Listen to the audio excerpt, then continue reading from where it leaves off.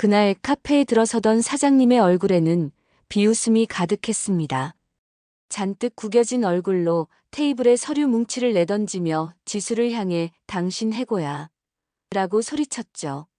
그 순간 지수의 뒤를 따르던 한 중년 남성이 조용히 걸어 나와 사장님을 응시했습니다. 남자의 싸늘한 시선이 사장님의 얼굴에 닿자 방금 전까지 기세등등하던 사장님의 표정이 삽시간에 얼어붙었습니다.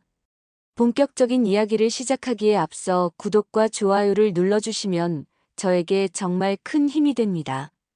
지수는 20살이 되던 해 등록금과 생활비를 직접 벌어보겠다는 야무진 꿈을 안고 서울로 올라왔습니다. 부모님의 도움을 받을 수도 있었지만 늘 독립심 강하고 자립심이 강했던 지수는 스스로의 힘으로 해내고 싶었습니다. 그런 지수가 처음으로 아르바이트를 시작한 곳은 학교 근처 작은 카페였습니다. 통학거리가 가깝고 커피 만드는 법도 배울 수 있을 것 같아 망설임 없이 지원했습니다. 카페 사장님은 겉으로는 친절해 보였지만 지수가 일을 시작한 지 얼마 되지 않아 본색을 드러냈습니다. 사장님은 유독 지수에게만 더 많은 일을 시켰습니다. 다른 아르바이트생들은 주로 음료 제조나 손님 응대만 하면 되었지만 지수는 매일 아침 일찍 출근해 카페 문을 열고 청소를 해야 했습니다. 화장실 청소는 기본이고 심지어 사장님 개인 사무실 청소까지 지수의 몫이었습니다. 카페가 문을 닫는 밤늦은 시간까지 남아 혼자서 재고 정리를 하고 다음날 판매할 베이커리 재료를 준비하는 것도 지수의 일이었습니다. 때로는 사장님 심부름으로 은행에 가거나 시장에서 재료를 사오는 일까지 도맡아 했습니다. 지수는 처음에는 사회생활은 다 이런 건가 보다 생각하며 묵묵히 버텼습니다. 힘든 내색 한 번 하지 않고 맡은 일을 척척 해냈죠. 사장님은 그런 지수를 보며 지수 씨는 참 착해. 군말 없이 시키는 건 뭐든지 다 하잖아라며 대놓고 다른 아르바이트생들과 비교하곤 했습니다. 다른 직원들은 사장님의 그런 태도에 불편함을 느끼는 듯 했지만 누구 하나 나서서 지수를 옹호해주지는 않았습니다. 지수는 혼자 겪는 고초를 그저 씁쓸하게 삼킬 뿐이었습니다. 하지만 사장님의 요구는 점점 도를 넘어섰습니다. 지수가 힘들게 일해번 돈으로 생활하는 것을 알면서도 온갖 핑계를 대며 임금을 깎으려 했습니다. 오늘 손님이 없었으니 시급을 좀 덜 줘야겠다. 내가 실수한 부분이 있으니 이건 내 월급에서 제외하겠다와 같은 말도 안 되는 이유들을 늘어놓았습니다. 지수는 억울했지만 당장 돈이 급했기에 이 일을 제기할 용기가 나지 않았습니다. 사장님은 지수가 반항하지 못하는 것을 약점 삼아 더욱더 그녀를 부려먹었습니다. 지수는 낡은 옷을 입고 다니고 매일 대중교통을 이용하는 자신의 모습을 보며 사장님이 가난하고 만만한 아르바이트생으로 여기고 있다는 것을 어렴풋이 느꼈습니다. 사장님은 대놓고 지수에게 넌 대체 뭘 하고 싶어서 이렇게 구질구질하게 사니? 라는 식의 인격, 모독적인 발언도 서슴지 않았습니다. 지수는 매일 밤 홀로 눈물을 훔치며 이 지옥 같은 아르바이트를 그만둘까 고민했지만 굳게 마음먹은 독립을 포기할 수는 없었습니다. 어느 날은 사장님이 다짜고짜 지수에게 본인의 개인적인 심부름을 시켰습니다. 평소와 다름없이 지수는 묵묵히 심부름을 다녀왔습니다. 돌아오는 길에 지하철역에서 우연히 친구를 만나게 되었는데 지수는 친구에게 자신이 겪는 상황을 털어놓았습니다. 친구는 사장님의 만행에 분개하며 당장 그만두라고 충고했지만 지수는 한숨만 내쉬었습니다. 지수는 아르바이트를 그만두면 당장 생활비를 어떻게 해야 할지 막막했습니다. 카페에서의 시간은 지수에게 고통의 연속이었습니다. 매일 아침 눈을 뜨는 것이 두려웠고 카페 문을 열고 들어설 때마다 숨이 막히는 것 같았습니다. 사장님의 날카로운 목소리가 귓가에 맴돌았고 그의 비아냥거리는 말투는 지수의 자존감을 갉아먹었습니다. 지수는 이런 상황을 가족에게 알리고 싶지 않았습니다. 특히 아버지가 이 사실을 알게 되면 크게 걱정하실까봐 더더욱 침묵을 지켰습니다. 아버지는 항상 지수가 스스로 결정하고 책임지는 삶을 살기를 바라셨기에 이런 문제로 아버지를 실망시키고 싶지 않았습니다. 지수는 이 모든 상황을 혼자 감당하려 애썼고 그러다 보니 몸과 마음이 점점 지쳐갔습니다. 지수는 매일 밤 홀로 눈물을 훔치며 어떻게든 이 상황을 벗어나려 했지만 뾰족한 수가 보이지 않았습니다. 그러던 어느 날 사장님은 평소보다 더 기분이 좋지 않은 듯 보였습니다. 아침부터 찌푸린 얼굴로 지적을 쏟아냈고 결국 저녁 회식 자리에서 그 분노를 터뜨렸습니다. 회식은 주로 사장님과 친한 직원들 위주로 진행되었고 지수는 늘 그랬듯 구석에 앉아 조용히 식사만 했습니다.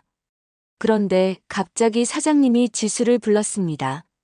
지수 씨, 여기 와서 술 한 잔 따르지 않고 뭐 해요? 분위기 좀 맞춰야죠. 지수는 당황했습니다.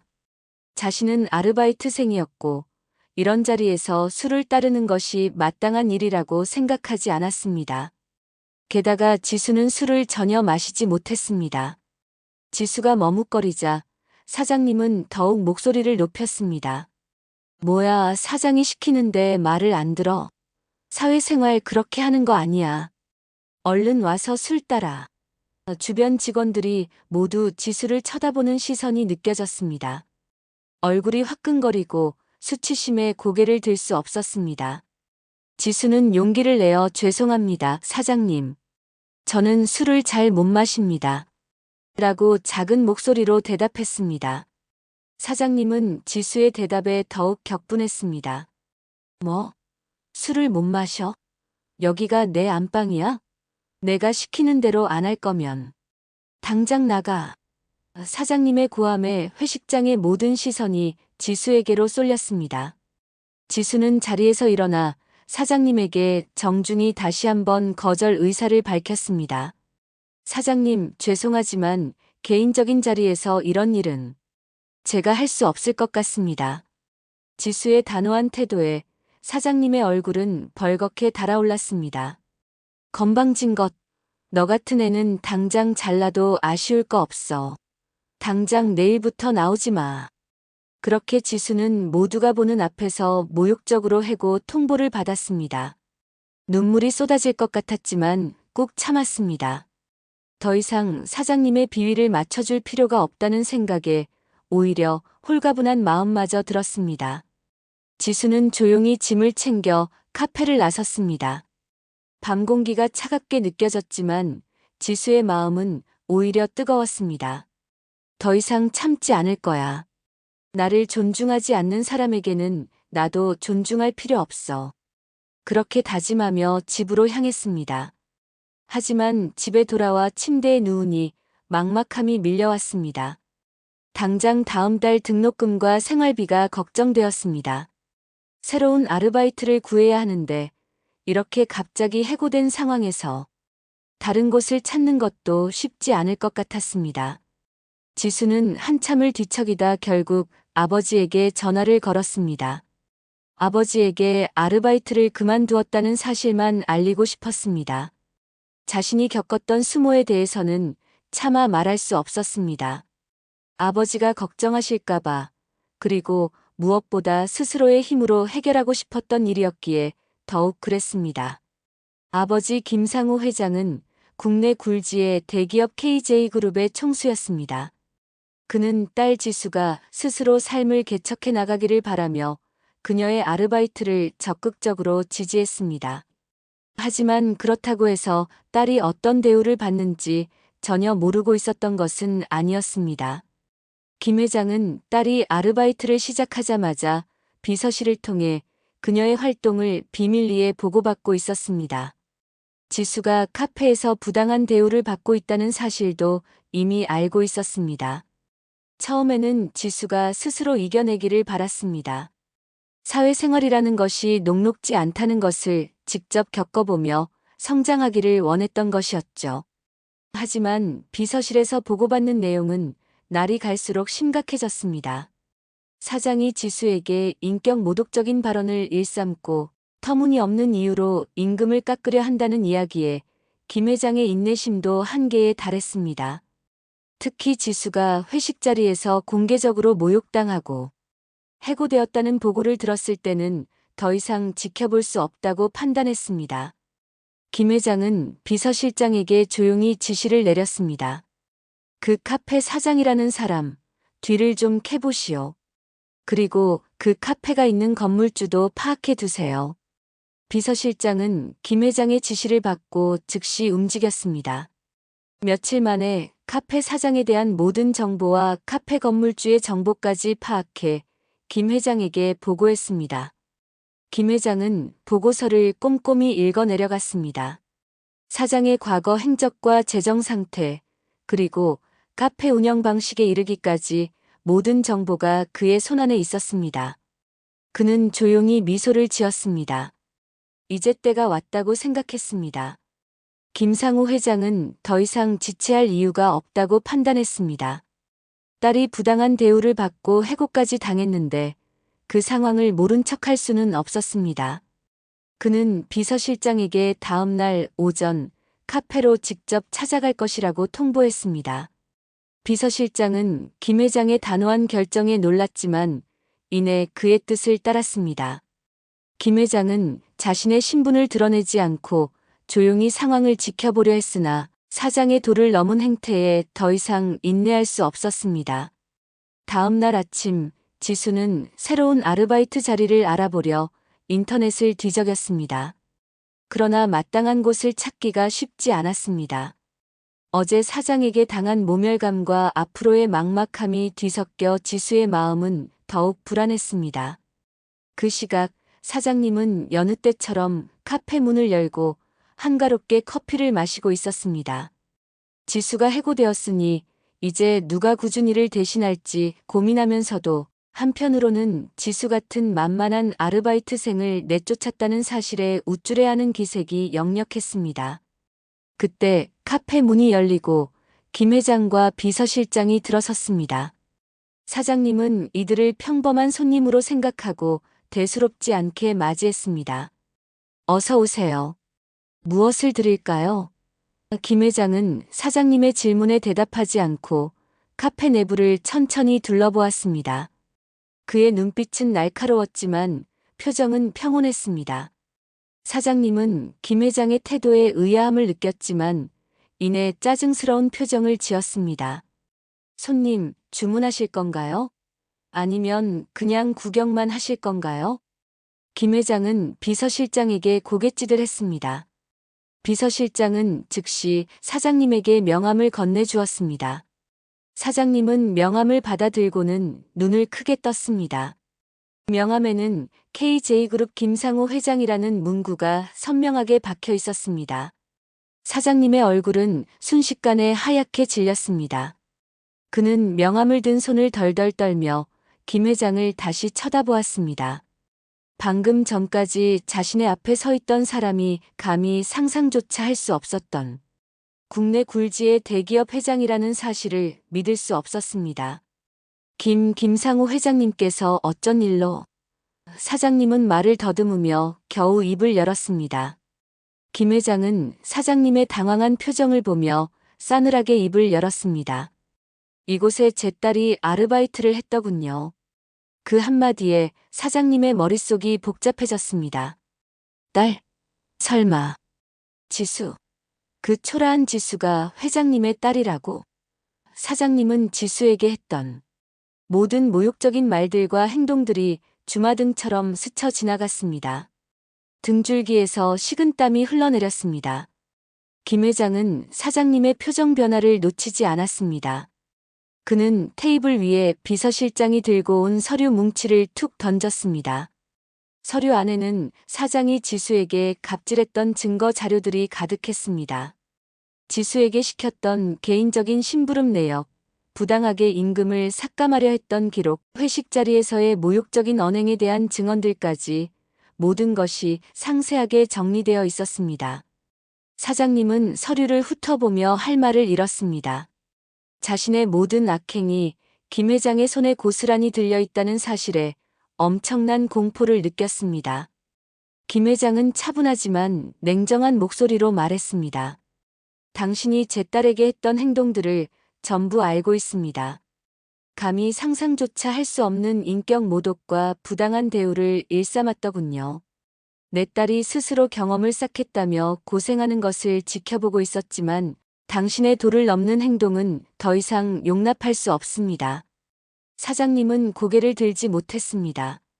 변명할 여지조차 없었습니다. 김 회장의 눈빛은 사장님의 모든 거짓과 비겁함을 꿰뚫어보는 듯 했습니다. 사장님은 무릎이라도 꿇고 빌고 싶은 심정이었지만 이미 때는 늦었다는 것을 직감했습니다. 김 회장은 이미 모든 것을 계획하고 이곳에 왔다는 것을 알 수 있었습니다. 그의 표정에는 일말의 동정심도 없었습니다. 오직 단죄하겠다는 굳은 의지만이 엿보였습니다. 카페 안은 팽팽한 침묵만이 감돌았고 사장님은 이제 자신에게 닥쳐올 상황에 대한 두려움에 휩싸였습니다. 사장님은 식은땀을 흘리며 고개를 푹 숙였습니다. 자신의 오만함이 불러온 결과에 대한 두려움이 온몸을 지배했습니다. 그는 김 회장의 눈을 똑바로 쳐다볼 용기조차 나지 않았습니다. 김 회장은 사장님의 비굴한 모습을 물끄러미 바라보다 비서실장에게 고개를 끄덕였습니다. 비서실장은 준비된 서류 한 장을 사장님 앞으로 내밀었습니다. 이 서류에 서명하십시오. 사장은 떨리는 손으로 서류를 받아들었습니다. 서류의 내용은 카페 건물 매매 계약서였습니다. 김 회장이 이 카페 건물을 통째로 사들인다는 내용이었죠. 사장님은 경악했습니다. 불과 몇 분 전까지만 해도 자신이 주인 행세를 하던 곳이 이제는 더 이상 자신의 소유가 아니게 된다는 사실에 아찔했습니다. 자신의 모든 것이 한순간에 날아가는 듯한 기분이 들었습니다. 그는 서명을 거부하려 했지만 김 회장의 싸늘한 눈빛 앞에서 그럴 엄두조차 내지 못했습니다. 결국 사장님은 울며 겨자 먹기로 서류에 서명했습니다. 이제 이 카페는 KJ그룹의 소유입니다. 김 회장의 목소리는 단호했습니다. 사장님은 망연자실한 표정으로 김 회장을 바라보았습니다. 그는 자신의 얄팍한 계산과 갑질이 어떤 결과를 초래했는지 비로소 깨달았습니다. 초라하고 만만하게 보았던 아르바이트생 지수가 사실은 감히 범접할 수 없는 거대한 존재의 딸이었다는 사실이 믿기지 않았습니다. 사장님은 그동안 지수에게 했던 모든 부당한 대우와 모욕적인 언행이 고스란히 부메랑이 되어 돌아왔음을 절감했습니다. 김 회장은 사장에게 마지막 경고를 남겼습니다. 당신의 비도덕적인 행위들은 이번 일로 끝나지 않을 겁니다. 앞으로 당신이 어떤 일을 하든 당신의 과거가 당신의 발목을 잡을 것이라는 사실을 명심하세요. 그 말은 사장에게 사형 선고와도 같았습니다. 김 회장이 대기업 회장이라는 것을 아는 이상 그의 말은 단순한 협박이 아니라는 것을 알 수 있었습니다. 사장은 그 자리에서 무너져 내렸습니다. 김 회장은 더 이상 사장에게 미련을 두지 않고 카페를 나섰습니다. 비서실장은 김 회장을 따라 나서며 조용히 속삭였습니다. 회장님, 언론에는 어떻게 보도할까요? 김 회장은 잠시 생각하더니 말했습니다. 사실대로 보도하시오. 한 아르바이트생이 겪은 부당한 대우와 그 배후에 숨겨진 진실을 말이죠. 그리고 그 카페 사장의 과거 비리들도 함께 밝히도록 하세요. 비서실장은 김 회장의 뜻을 받들어 곧바로 언론사에 연락을 취했습니다. 며칠 후 뉴스는 카페 사장의 만행과 그가 몰락하는 과정을 대대적으로 보도했습니다. 대기업 회장 딸 갑질 피해, 갑질 사장의 최후, KJ그룹 김상호 회장, 딸 위해 직접 나섰다 등 자극적인 제목들이 인터넷 기사를 도배했습니다. 사장의 과거 비리들과 탈세 의혹까지 함께 밝혀지면서 사장은 사회적으로 완전히 매장되었습니다. 그의 모든 사업은 문을 닫았고 그는 순식간에 모든 것을 잃고 길거리에 나앉게 되었습니다. 이 소식은 지수에게도 전해졌습니다. 처음에는 믿기지 않았습니다. 아버지가 이렇게까지 나서주실 줄은 꿈에도 몰랐던 것이죠. 지수는 아버지에게 전화를 걸어 죄송함과 동시에 감사함을 전했습니다. 아버지, 제가 너무 어리석었습니다. 아버지께 폐를 끼쳐드려 죄송합니다. 김 회장은 따뜻한 목소리로 지수를 위로했습니다. 아니다, 지수야. 내 잘못이 아니야. 내가 스스로의 힘으로 해내려는 모습이 자랑스러웠단다. 다만 너무 혼자 감당하려 하지 않아도 괜찮아. 아버지는 항상 내 편이란다. 아버지는 지수에게 이 모든 과정이 너를 위한 것이었다고 설명했습니다. 지수는 아버지의 깊은 사랑과 배려에 감동했습니다. 자신이 얼마나 소중한 존재인지, 그리고 세상에는 혼자서 해결할 수 없는 일도 있다는 것을 깨달았습니다. 지수는 아버지의 따뜻한 말 한마디에 그동안 쌓였던 모든 서름과 고통이 눈 녹듯 사라지는 것을 느꼈습니다. 지수는 아버지의 품 안에서 위로를 받으며 자신이 얼마나 큰 보호와 사랑 속에 있었는지 비로소 깨달았습니다. 그동안 혼자서 모든 것을 감당하려 했던 자신의 고집이 부끄럽기도 했지만 동시에 아버지에 대한 깊은 신뢰와 존경심이 마음속 가득 피어올랐습니다. 아버지와의 대화 후 지수는 한결 가벼워진 마음으로 미래를 생각할 수 있었습니다. 김 회장은 딸의 성장을 위해 그녀에게 몇 가지 제안을 했습니다. 첫째는 카페 건물을 매입한 만큼 그곳을 새로운 형태로 재탄생시키는 프로젝트에 지수가 직접 참여하는 것이었습니다. 단순한 재건축이 아니라 사회적 가치를 창출하는 공간으로 만들고 싶다는 김 회장의 뜻이 담겨 있었습니다. 지수는 이 제안에 적극적으로 동의했습니다. 자신과 같은 아르바이트생들이 부당한 대우를 받지 않고 꿈을 키울 수 있는 공간을 만들고 싶다는 열망이 생겼기 때문입니다. 둘째는 지수가 직접 사회공헌 프로젝트를 기획하고 실행하는 것이었습니다. 김 회장은 지수가 이번 일을 겪으면서 타인의 어려움에 공감하고 사회적 약자를 돕는 데 관심을 갖게 된 것을 눈여겨보았습니다.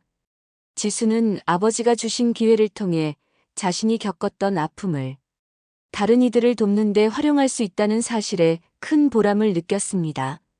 그녀는 특히 부당한 대우를 받는 아르바이트생들을 위한 상담센터, 설립과 법률 지원 프로그램을 구상하기 시작했습니다. 지수는 아버지의 지원을 받아 새로운 삶을 시작했습니다. 그녀는 더 이상 카페에서 갑질 사장에게 시달리던 나약한 아르바이트생이 아니었습니다. 자신의 뜻을 펼치고 사회에 긍정적인 영향을 미치기 위해 노력하는 당당한 여성으로 거듭났습니다. 그녀는 새로운 카페 프로젝트에 열정적으로 매달렸습니다. 단순히 건물을 짓는 것을 넘어 아르바이트생들이 존중받고 성장할 수 있는 문화를 만드는 데 주력했습니다. 투명한 임금 체계, 정당한 휴식 시간 보장, 그리고 직원들의 역량 강화를 위한 교육 프로그램까지 모든 것을 직접 기획하고 실천했습니다. 몇 달 후 지수가 새롭게 기획한 카페는 성공적으로 문을 열었습니다. 그곳은 단순한 카페가 아니었습니다. 아르바이트생들에게 정당한 대우를 넘어 성장 기회를 제공하는 모범적인 사업장이 되었습니다. 지수는 이곳에서 얻은 경험을 바탕으로 사회공헌 프로젝트에도 박차를 가했습니다. 그녀의 노력은 언론의 주목을 받았고 많은 사람들이 그녀의 진정성과 사회적 책임감에 감탄했습니다. 한편 모든 것을 잃은 카페 사장은 자신이 저지른 과오를 뒤늦게 후회하며 비참한 나날을 보냈습니다. 그는 자신이 그토록 무시했던 지수가 어떤 존재였는지, 그리고 자신의 행동이 얼마나 어리석었는지를 뼈저리게 느꼈습니다. 그의 몰락은 많은 사람들에게 갑질의 위험성을 경고하는 사례로 회자되었습니다. 지수는 아르바이트생 시절의 아픔을 성장의 밑거름으로 삼아 더욱 단단해졌습니다. 그녀는 스스로의 힘으로 세상을 변화시킬 수 있다는 것을 깨달았고, 이제는 재벌 2세라는 타이틀보다 자신의 능력과 선한 영향력으로 인정받는 진정한 리더로 자리매김했습니다. 그녀는 가끔 예전 카페가 있던 자리에 새로 지어진 밝고 활기찬 카페를 바라보곤 했습니다. 그곳에서 자신과 비슷한 꿈을 꾸는 젊은이들이 웃으며 일하는 모습을 볼 때마다 과거의 아픈 기억이 치유되는 듯한 느낌을 받았습니다. 이 이야기는 지수가 겪었던 어려움과 그것을 극복해 나가는 과정을 담고 있습니다. 여러분의 삶 속에서도 비슷한 경험들이 있었을지도 모르겠습니다. 여러분은 어떤 어려움을 겪었을 때 어떻게 극복하셨나요? 혹은 부당한 상황에 처했을 때 어떻게 대처하셨는지 댓글로 공유해 주시면 좋겠습니다.